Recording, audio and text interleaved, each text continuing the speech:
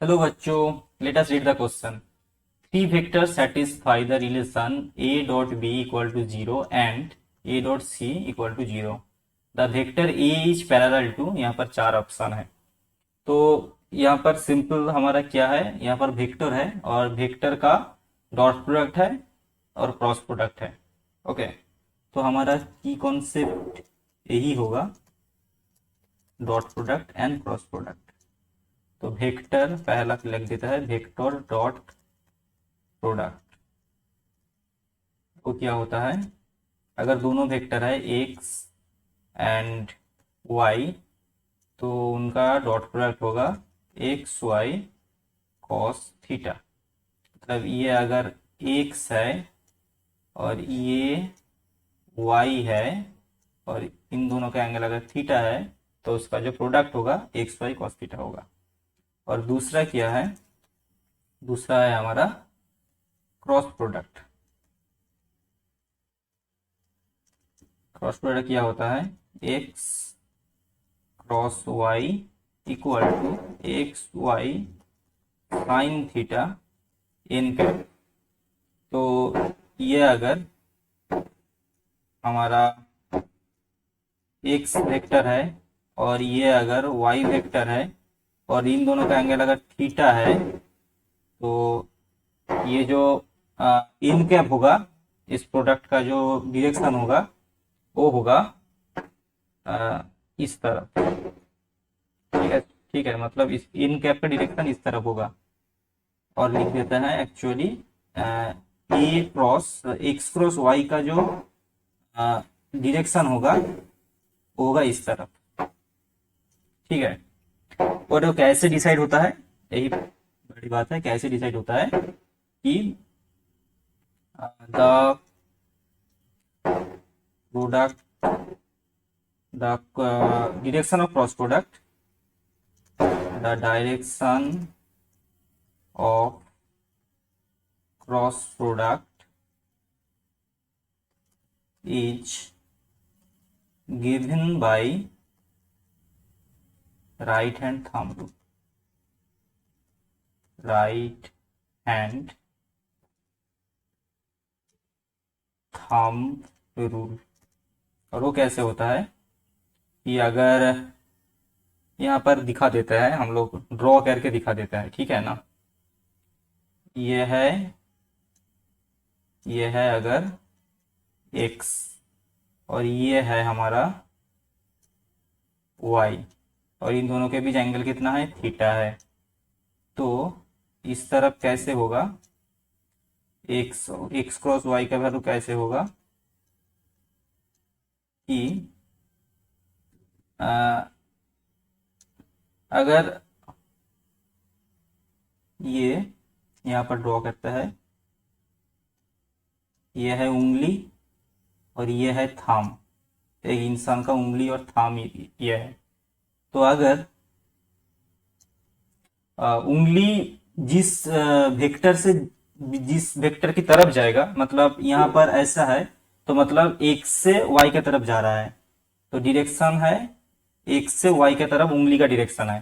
तो ऐसा है, तो उसका जो थंब जिस डायरेक्शन पर जाएगा, ये जो थंब है जिस डायरेक्शन पर जाएगा वही होगा एक्स क्रॉस वाई जो प्रोडक्ट है उसका, उस प्रोडक्ट का वैल्यू और डायरेक्शन उसी तरफ डायरेक्ट करेगा। ठीक है, यह है हमारा simple dot and cross product. तो हमारा यहाँ पर क्या दिया हुआ है, दिया हुआ है A dot B equal to 0 and A dot C equal to 0। इसको पहले लिख लेते हैं, क्या है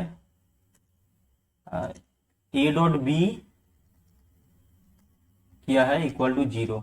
इसका मतलब ए डॉट बी का वैल्यू क्या होता है, ए बी कॉस थीटा, इसका वैल्यू है 0।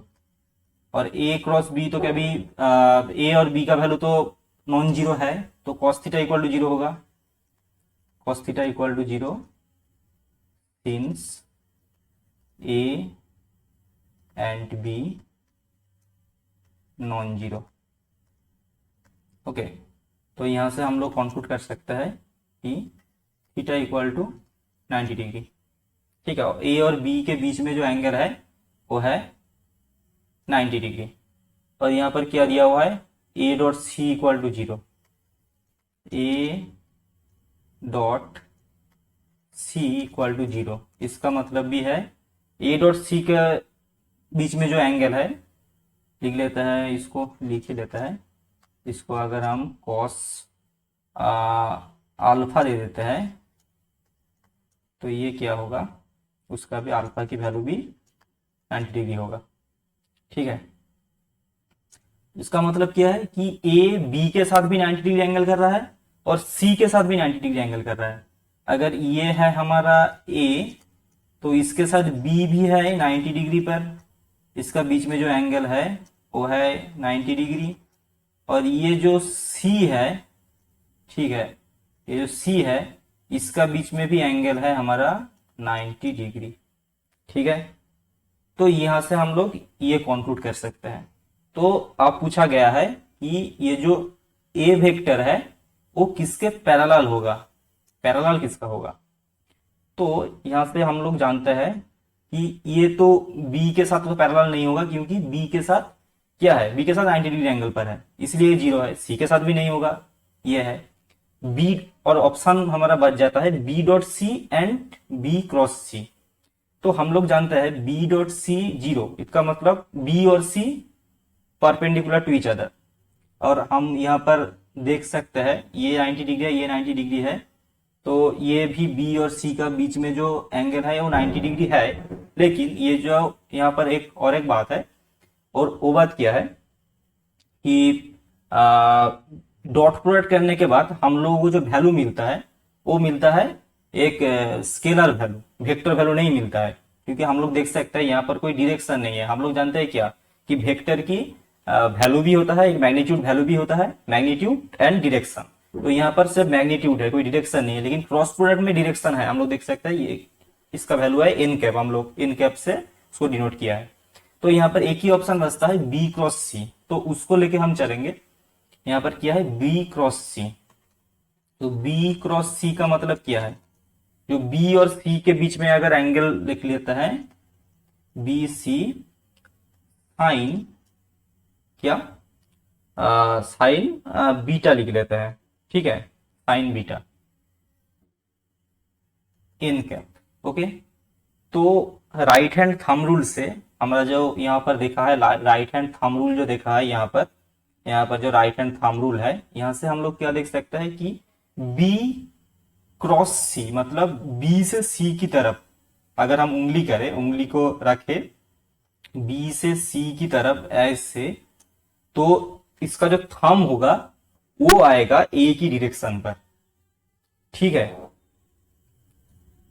तो हम लोग यहां से बोल सकते हैं कि ए के साथ पैरेलल होगा बी क्रॉस सी का जो वैल्यू है, तो ए वेक्टर पैरेलल विथ